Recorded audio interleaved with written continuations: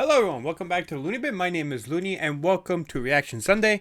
I will be reacting to a compilation because the Hololive girls were recently in New York City, baby, the greatest city in the world. And as a New Yorker, I want to hear some of their stories and, give, my own thoughts about what they've seen and, let you guys know who never been to New York or who don't know what New York is like nowadays, if what, they say is true or not, or if, like, certain things that they've probably seen on their trip is accurate. So, this is a compilation called Kiara Talks About Touring New York, Callie's After Party, and Crony's Massage.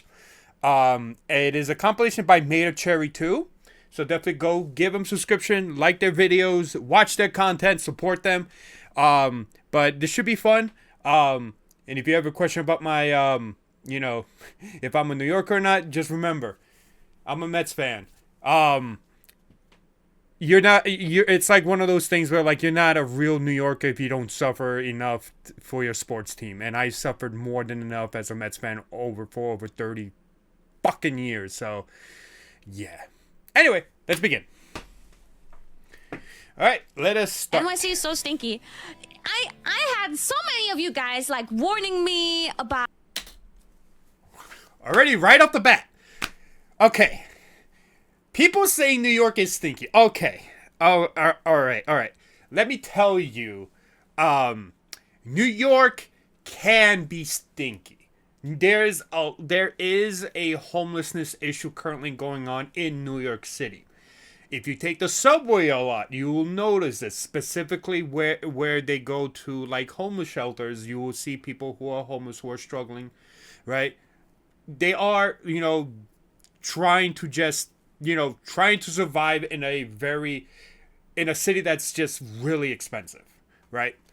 It can be stinky, but it's not like the entire, like, every single block that you're on stinks. That is not true.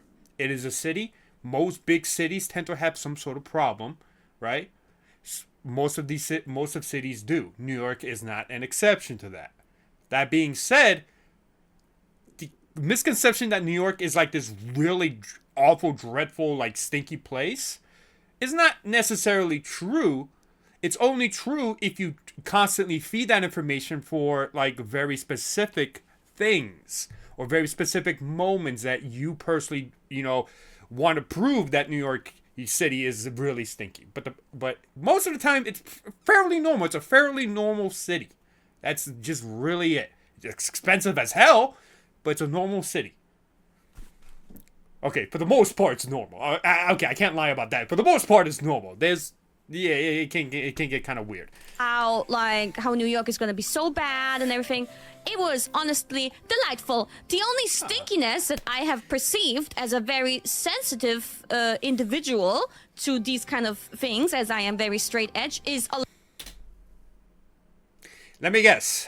Considering that probably most of the time that she has spent in probably New York City is either in that part of Brooklyn where the King's Theater is at, and most likely Manhattan, where probably she's staying like a hotel or something like that, I can guarantee you she's going to say weed. Because, yes, if you go to Times Square specifically, people sell weed there, and people smoke weed a lot there. But people smoke weed everywhere in New York City, right? As someone who's also very sensitive to that, and I don't like that smell at all, it can be very strong. It can be very strong around the city. So I'm going to assume it's weed just because. But my second guess would be dog poop. I'm not actually saying dog poop. A lot of fucking weed smell. And I did see on Times Square walking around, I did see one person overdosing on heroin. So yes. That is also true. You will sometimes see that as well. It's unfortunately there is a epidemic of I forgot what it is, but there's some sort of epidemic about with a certain drug. I forgot what drug it is. There is an epidemic going around. There's many people in New York City who have become, addicted and have had, issues with that drug. But yeah, if you walk around New York City, you will see it. You will essentially see it. New York can be a very strange place.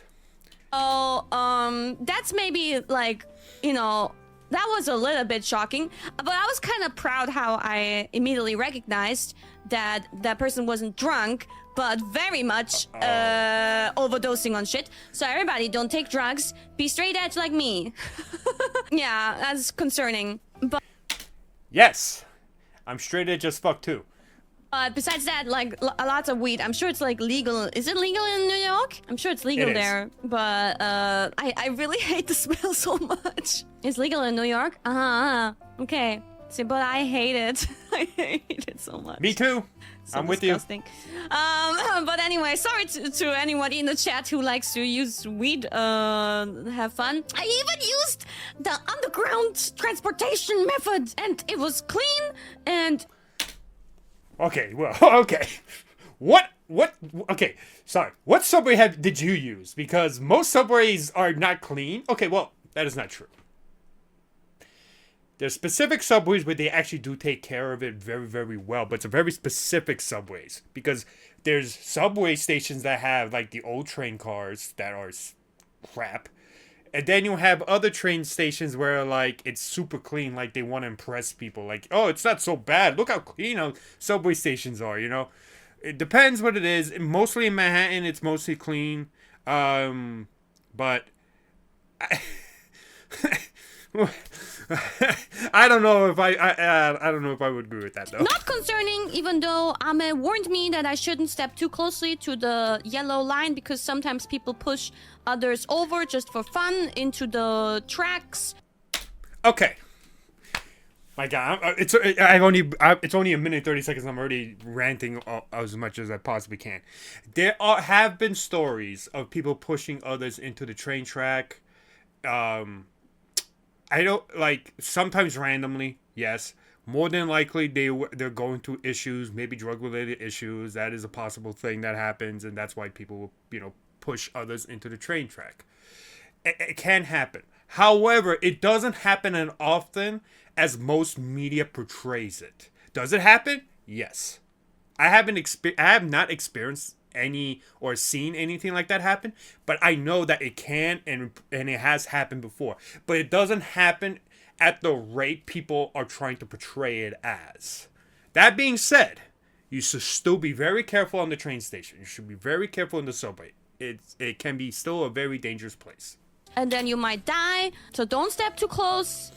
But yeah, I went into the subway. I didn't have like an insane amount of sightseeing time, but I knew that I wouldn't, so I was actually the only one, more or less. Besides Ame, only me and Ame kind of extended our stays a little bit, so that was fun. Me and Ame had quite a bit of extra time together. That's a cute giggle.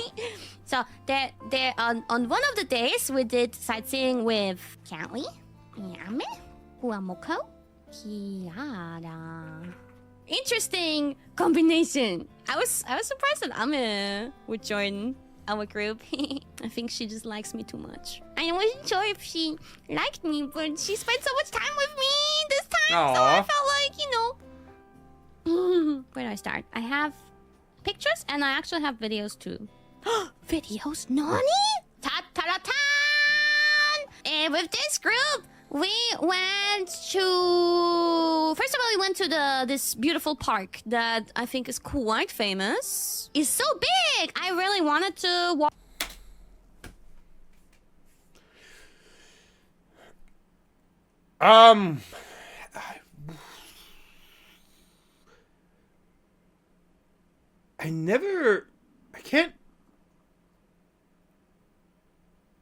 I cannot tell where this is because I don't think I've ever been to this specific location at any of the parks.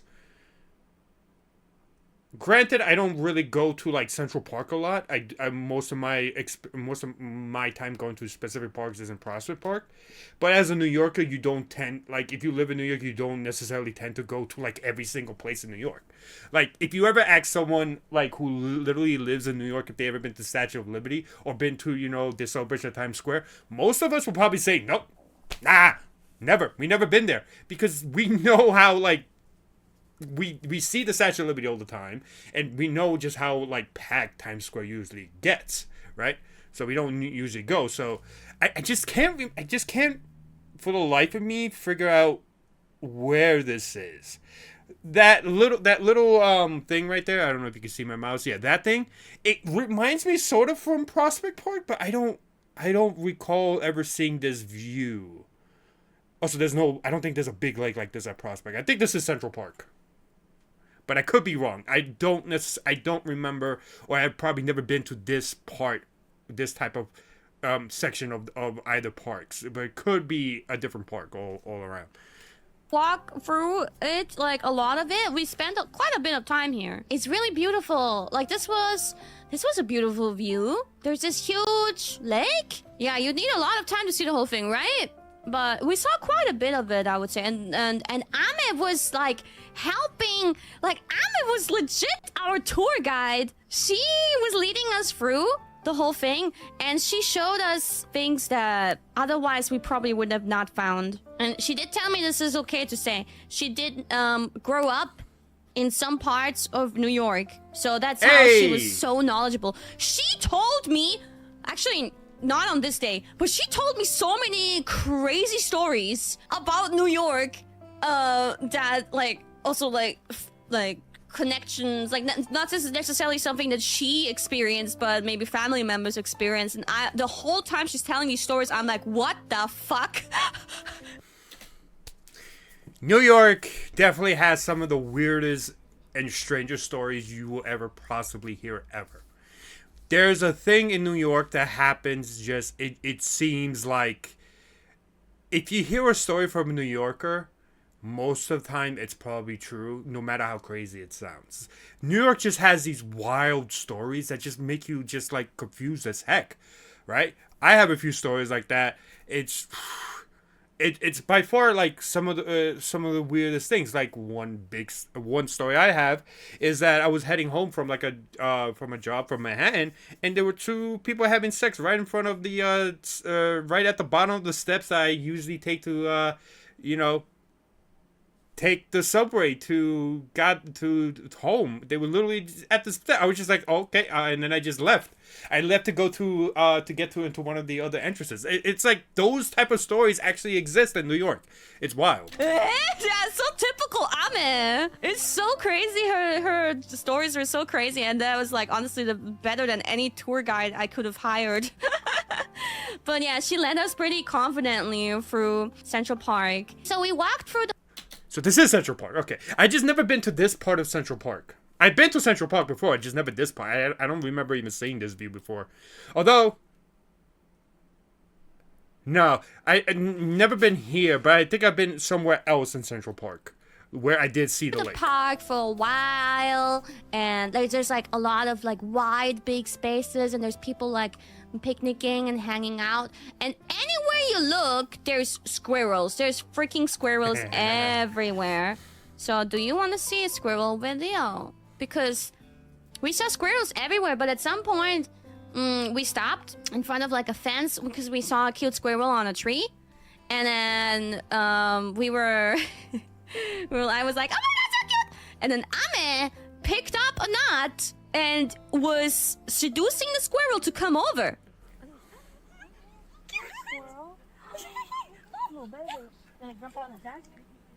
He's currently being seduced by our local detective.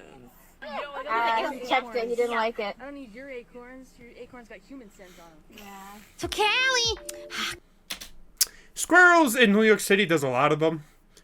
They normally do not interact with humans. My brother told me once a story when he went to college in upstate New York. The squirrels over there are a lot more vicious and a lot more wild than New York City squirrels. But most of the time, squirrels in New York City, they don't interact with anyone. They do their own thing. They run away if you try to like approach them or anything like that. Most squirrels just are scared of us.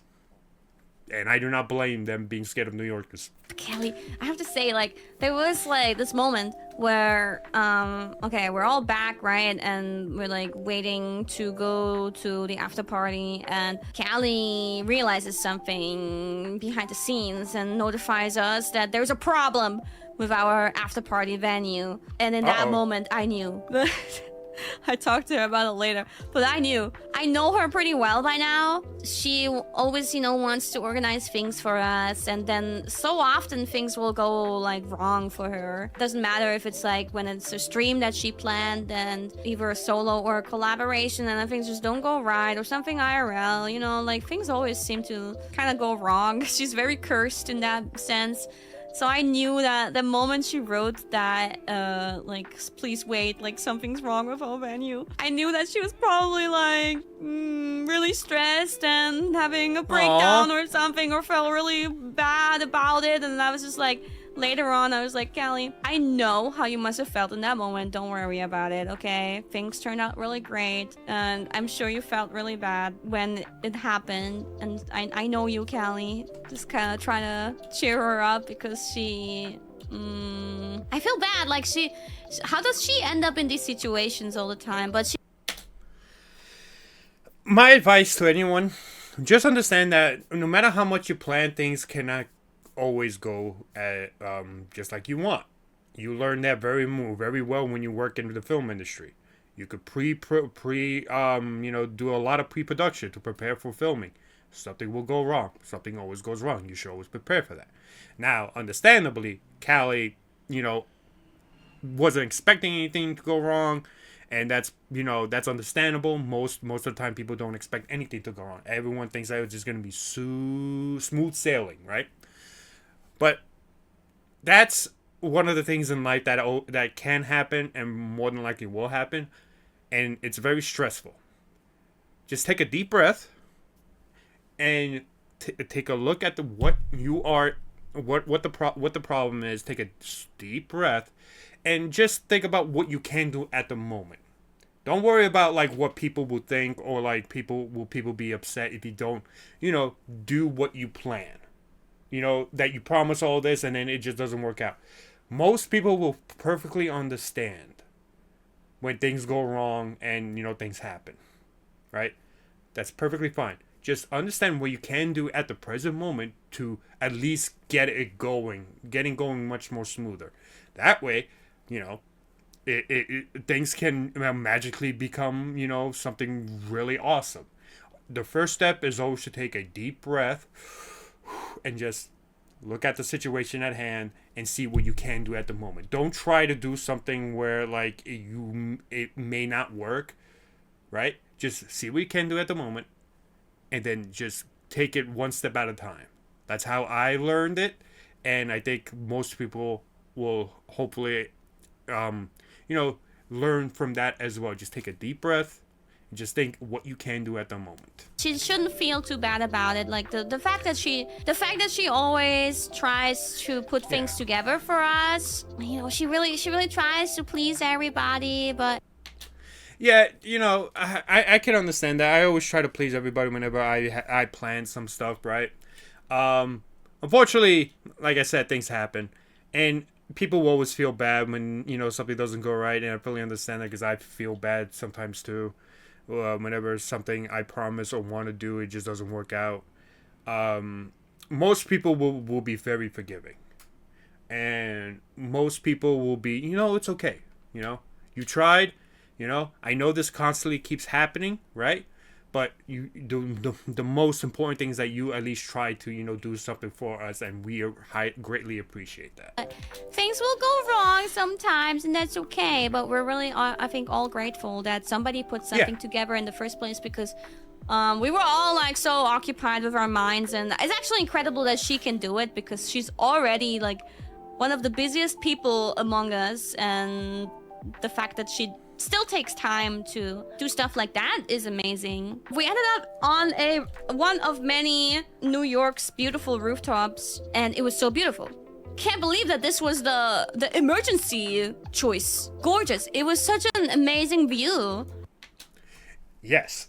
One of the best things you could ever do in New York City, if you ever go into like a gala or like some sort of after party, have a rooftop view. Like, having a rooftop view in New York City is one of the most beautiful things you could ever see. Right? The skyline of New York City, the buildings all around you, you could see. Unfortunately, you cannot see the stars, which is one of the, bad things about, having like a rooftop view. Unfortunately, because of all the lights and the pollution, you're never going to see the stars. You see like 1 or 2 stars here and there, right? It's one of the things I want to see, at some point, to see that beautiful, asteroid belt, across the night sky.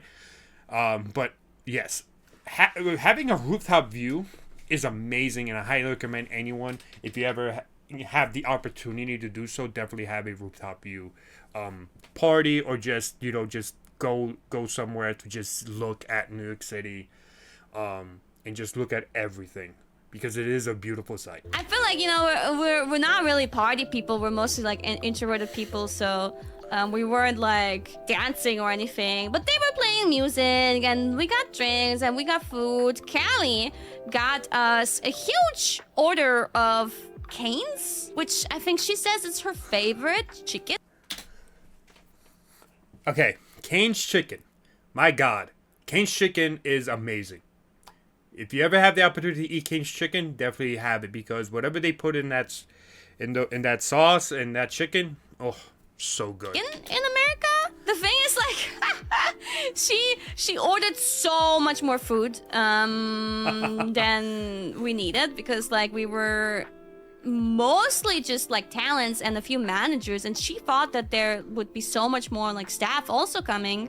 She didn't give like a clear invitation to them, so they ended up going somewhere else, but she assumed that they would come, so we had like... That's very considerate though, although you can never have enough food. Trust me, you can never have enough food. Take some home, god damn it. Yeah, especially Cane's. Take some home. Take some home back with you. My goodness. So much food.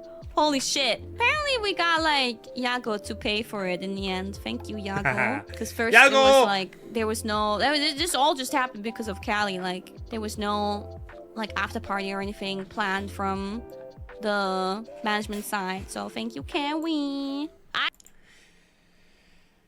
That's a little disappointing to hear. That's a little disappointing. I'm glad that Yago still was able to foot the bill. But at the same time, it's like, come on. Management, you really can't just like do like a small little after party after a big event, like doing a performance, like a thing in New York City. Like, come on. I mean, at the end of the day, they at least still had like some sort of after party, so that was great. I just had like a mocktail, but some of the girls ordered cocktails. Iris really stood out to me. Crony too, partially, but Crony and Iris were sticking together. Ina and Bae were sticking together. Fuamoku obviously was sticking together.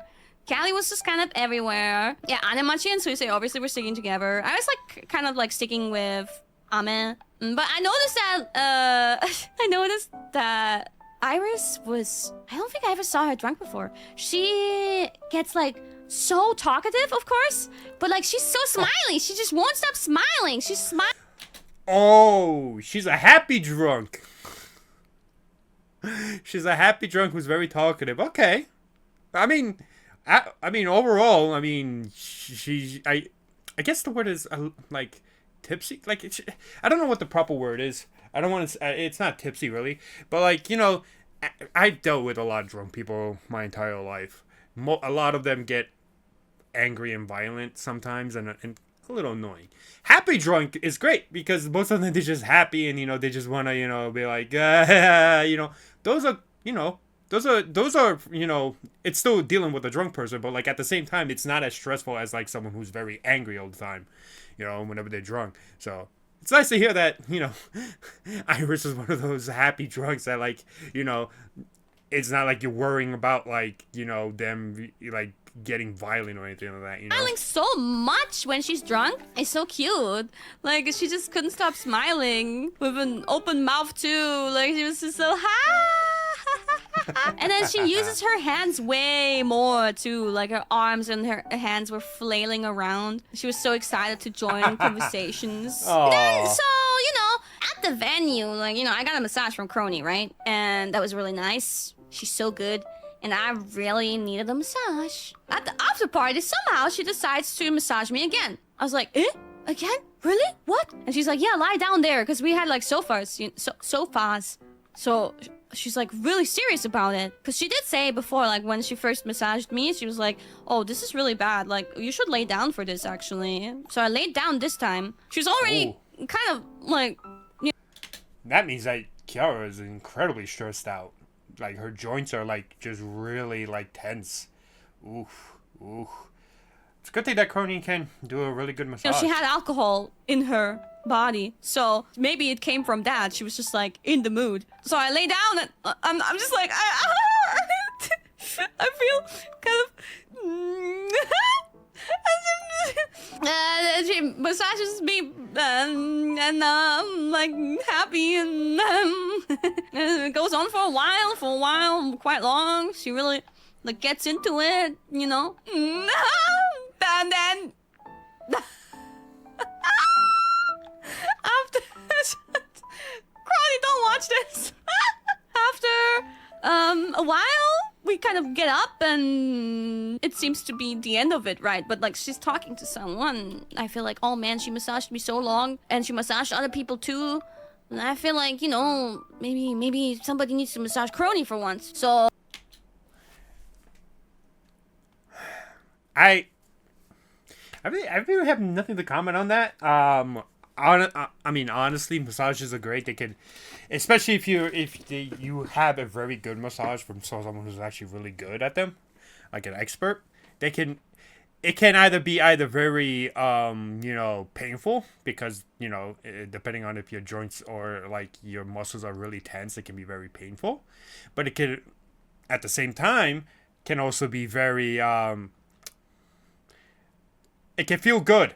I don't know how else to say it without going into yabai mode. I go behind her, and like while she's talking to someone, I suddenly start massaging her shoulders, and she likes it because I get compliments about my massages too, But then I do it for a while, and she's enjoying it, so I really want to like continue longer because she did my massage for so long. But then I notice I'm getting so weak. And I tell her, like, oh, man, now I know why you go with the elbow, because my my hands are dying. But she likes it. So I'm like, okay, well, maybe, that maybe you can lie down and I'll try my elbow. And she's like, yeah, okay. And she teaches me how to use the elbow, this and that. And I'm like, is this good here? Is this good here? Because she's lying down on the sofa. And I'm like, I was feeling embarrassed. But I wanted to give her something back, And I was improving my technique. So I massage her for a while, and then she tells me to, she massaged me again. So we were in this endless massage cycle and like give and take, I don't know. Maybe I'm assuming Crony was a masseuse at some point, or maybe she learned how to, massage people like with like a masseuse job or something like that. But goddamn, if you ever need a massage, contact Crony. Holy hell. I was kind of flustered and so happy about Crony even approaching me.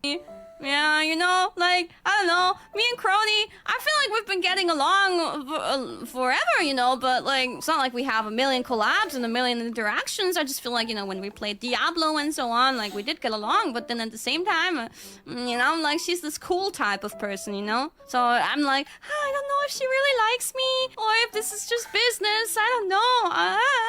So I'm like, sure, and my brainworms tell me that everybody hates me, I can relate to this because I have that exact feeling for a lot of people that I meet.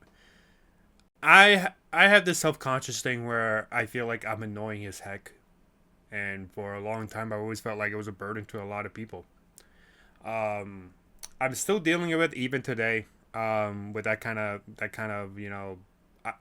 mentality in my head, right? I try very hard to put it in the back of my head. Sometimes, on very vulnerable moments, it, comes back to haunt me in my head. But I think one of the things that really helps me in, like, not being afraid of that is just by being myself. You know, if they don't want to, be with me in the same room, if they don't want to, or if they don't, initiate a conversation with me, right? Then that's when I'm like, okay, maybe they don't actually like me as much. Sometimes they could also just be shy, or just like me, socially anxious about interacting with people. But if they the ones who talk to me, initiate conversation with me, guess what? That means that they are comfortable with me.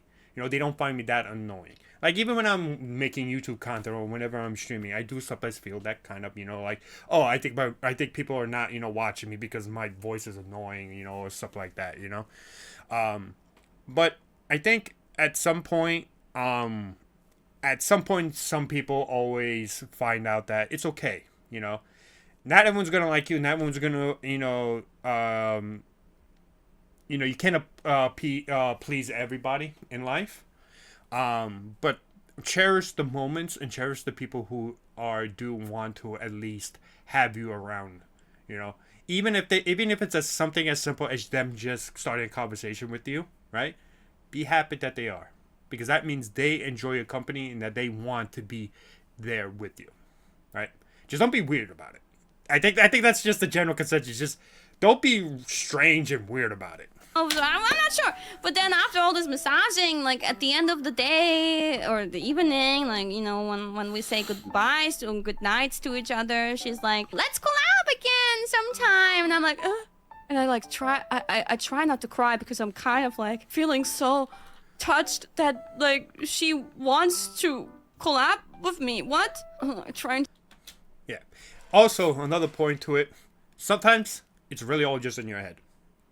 If you allow those thoughts in your head to constantly make you think that way, you're going to feel that way. You're going to constantly always feel that way. Remember, it's just in your head.